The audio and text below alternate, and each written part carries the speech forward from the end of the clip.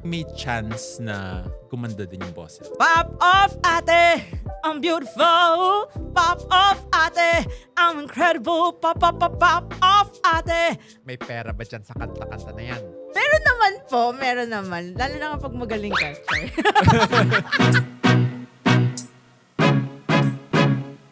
Imagine, bago akong voice student. Like, no background at all.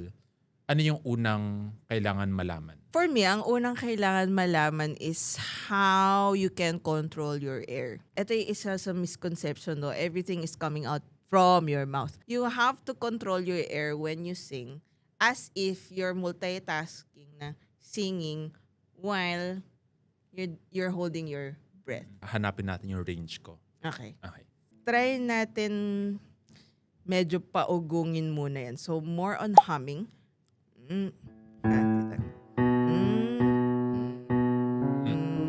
Sa bababa. Yeah. And then, for you to activate your nasal cavity, your nasal resonance, it's more of going up sa palate mo, kahit na nakabuka yung bibig mo. So, you can close now your mouth. You mean parang Intact siya. Activated siya. parang naka-crunch, parang ganun. Crunch. 2, 3, and better. Yan. Ganyan lang.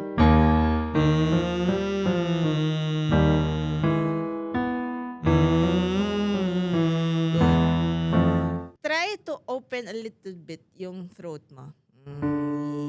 So, magiging E siya. Yes, yun lang. And then move your body. Yes, good. Good.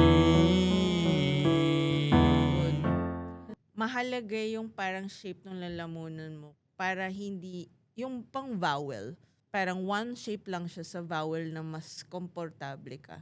And doon lang mag-a-adjust lahat ng words mo, lahat ng vowel, doon sa pinaka-comfortable mong vowel. Also, that comfortable vowel, parang ano rin yan, doon gumaganda yung tunog mo. So, merong iba na maganda ang tunog nila sa mas connected sila sa pero common ang E. Kasi E is bright. I wonder kung ano yung default shape ni Auntie. Parang mas nasal din kasi magsalita si Auntie. Parang, Well, yung ganun siya.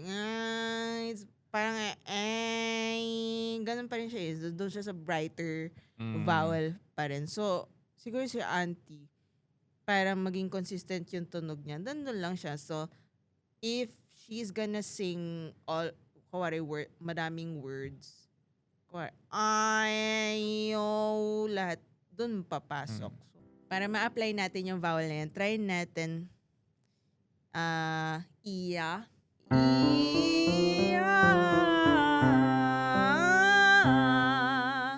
Kasi dito lang siya dapat sa shape na to. Iya. Dito tayo sa low. 2, 3, and iya.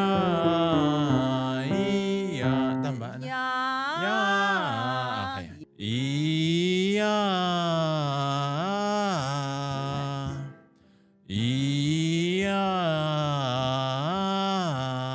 Yes.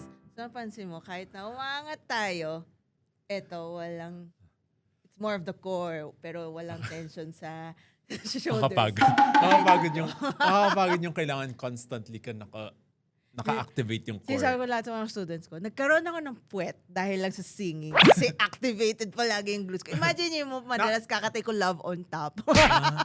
Nakaka-ano yun? Nakaka-lose din talaga yun ng, like workout din siya ganun. Workout siya. So inner muscles and also legs, glutes.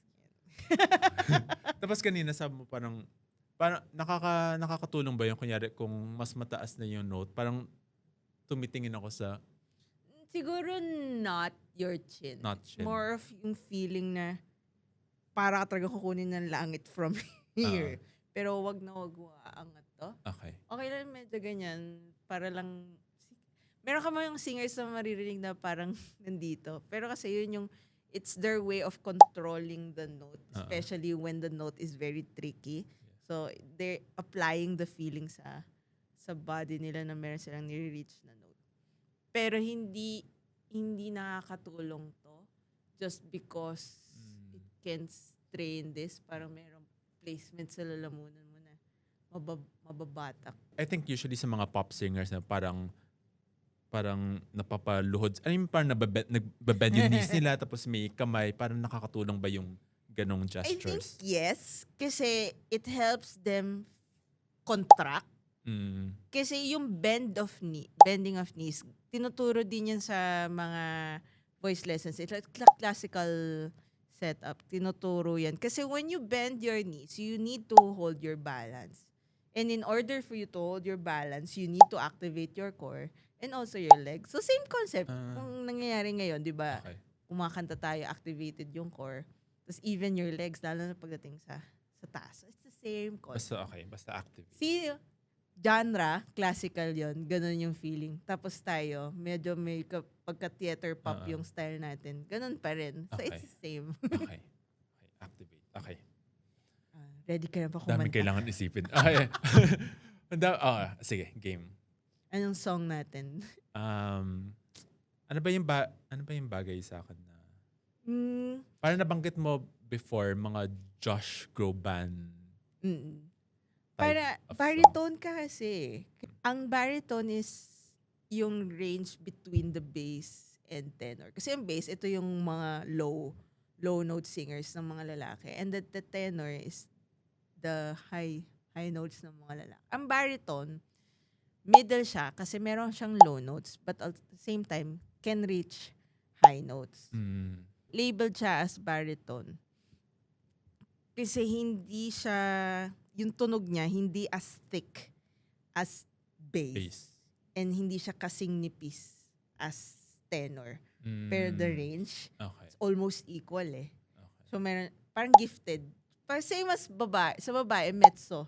Mezzo ang tawag sa amin. Bass, baritone, tenor, Alto, mezzo, soprano. Yeah. Okay. So yun. So I consider myself as a mezzo dahil nga I can reach low notes. At the same time, I can reach high notes. Even nga whistle, I can do whistle. And So, tone. and then may mga songs na parang bagay. Kunyari, kung baritone ako, may mga songs na bagay sa baritone. Kasi why? Dahil na-highlight yung lowest note mo and yung highest note mo. Paano kung gusto ko kumanta ng song pero hindi siya bagay sa baritone? Kunyari, masyado siyang mataas, for example. You can change the key if you really want that song. Okay. You can change. Parang, you're free to change the key. Siguro hindi lang siya allowed if, kung wari sa musical theater, doon bawal yun. Dinidisrespect mo si composer and musical director. Kasi parang, I made this for this kind of voice. Gets. So ano ba yung mga baritone songs? Gusto ko yan, yung Beauty and the Beast, yung, ano nga title nun? Naalala mo ba yun? Evermore. Evermore. Okay. Kantayin mo yun? Josh Groban. Evermore. Oo. Okay. Game. Na-excite ako. Sige. Performance level, but activate. Later ako magbibigay ng notes. I was the one who had it all. I was the master of my fate. I never needed anybody in my life. I learned the truth too late. I'll never shake away the pain. Now I know she'll never leave me, even as she runs away. She will still torment me, calm me, hurt me, move me, come what may. I'll think of all that might have been, waiting here for evermore.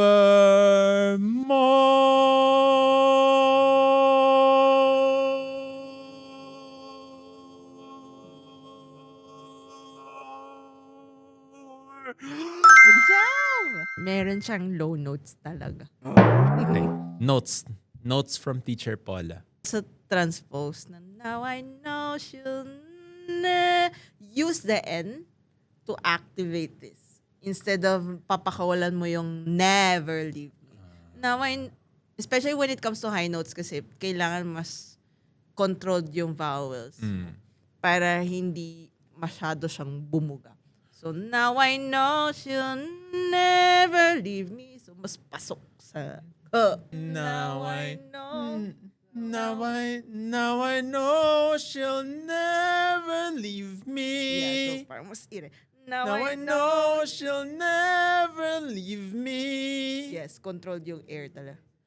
Now I know she'll never leave me. Yes. Even as she fades from view. Yes. So mas dapat pigil. Nakakapagod. Nakakapagod pala siya. Okay. Mas less yung strain niya sa lalamunan. So mas connected. So mas feel mo na mas kaya mo pa siya ngayon taasan kasi mas sa body siya kaysa sa throat. How about praises for me? Maganda! Ano ba? Ang ganda! Like, bagay sa'yo yung song. So, ngayon, siguro isa sa notes ngayon is malaman, yung, kumbaga, alamin mo yung text. Oo nga. Parang hindi, nga. Kasi hindi Ngayon, ko kasi parang more on hindi ko technique memorize yung song. Parang hindi nga siya performance level. I mean, parang hindi ako kulang sa drama. Oo. Doon papasok yung art. Kung gets mo yung meaning ng song, ano siya, automatic na doon papasok yung parang yung whisper atake, yung pagbawi, yung pagbali, doon papasok yun. Ngayon, okay lang yan kasi parang mas focus tayo sa technique na yun. Kung paano mo i-reach yung high notes in a proper technique, ganyan. So, okay lang siya. Okay. So, yun yung assignment mo ngayon. Maganda nga yung song. Parang kailangan ko nga siya mas intindihin para mas ma-perform ko siya na maayos. Pero, ginulat ko rin yung sarili ko na parang, kaya ko palang abutin yung mga notes na yun. Dati kasi pagkakanta ko ng mataas, parang, pupunta na ako dito. No, siya. Ganun. Kaya ko pala siyang abutin na kahit na nagsasalita lang ako ganun. Or like talking voice. Pansin mo, hindi siya straining. Oo. Hindi siya straining. Kahit na yung feeling ng katawan mo is just exactly parang setup niya kapag sumisigaw. After the lessons, ano yung mga pwede kong gawin on my own to practice? Parang i-apply mo palagi yung natutunan mo through singing. So, never stop singing. Hindi kasi ako strict sa vocalization. I'm not a type of teacher na parang, you should vocalize every day. I'm more into make noise every day. Make noise. Make noise every day. Like, kung kasama mo ako sa bahay, no, biglang randomly meron darating na ambulance. Mamaya gagayahin ko yung ambulance eh. Like, sample.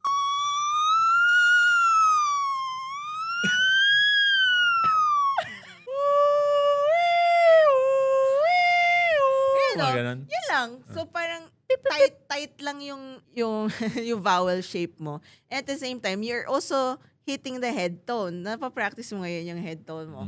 Yan. So make noise. And start singing always. Kung merong opportunity na, bored ka, kumanta ka. Tapos try to find the comfort zone doon sa mga tinuturo ko. Kasi obviously, kahit naman na magtuturo ako ng technique, it's still you who decide kung komportable ka doon sa tinuturo ko. Or baka, doon mo pa nga, may mas madidiscover ka pa na technique na baka ikaw lang yung makagawa. Mag-i-improve ka talaga if you do your own rehearsal. Make noise. Make noise. Pero kapag may pain, then stop. Parang pahinga mo siya or find a different way to reach it without hurting yourself. Okay.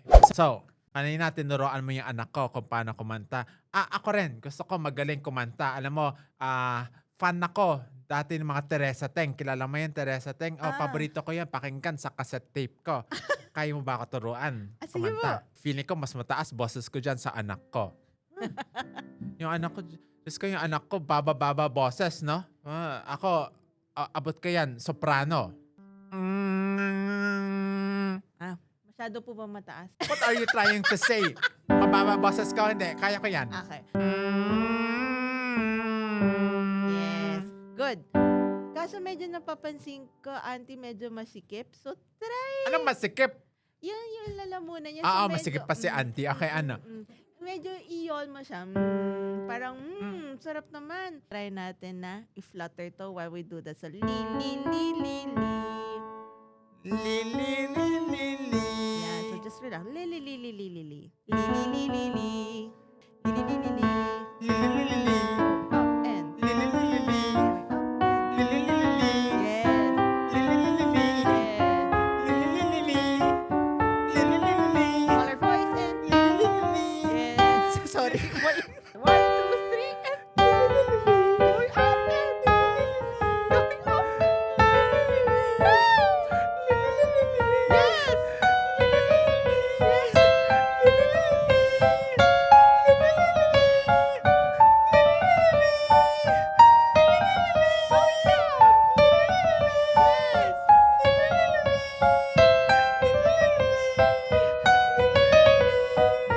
Goal ko talaga is sana makaduet ko si Auntie sa isa sa mga shows ko. Like, doble cara. Soprano. Soprano po siya. Soprano po, guys. Bakit ngayon ka lang dumating sa buhay ko? Pilit pinubuksan ang sarado ko ng puso. Ikaw ba ay nararapat sa akin? At siya ba'y dapat ko nang limutin? Nais kong malaman bakit ngayon ka lang dumating.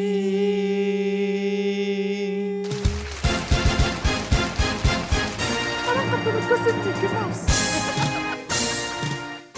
Sa mga gustong matuto ng voice lessons, especially sa mga tamad umalis ng bahay at gusto nilang pumunta sa kanila yung voice teacher nila, where can they find you? You can follow me on Instagram at Paula_Pagyo. So feel free to message me anytime if you want to inquire for voice lessons. Yeah. My tip, just continue singing and make noise.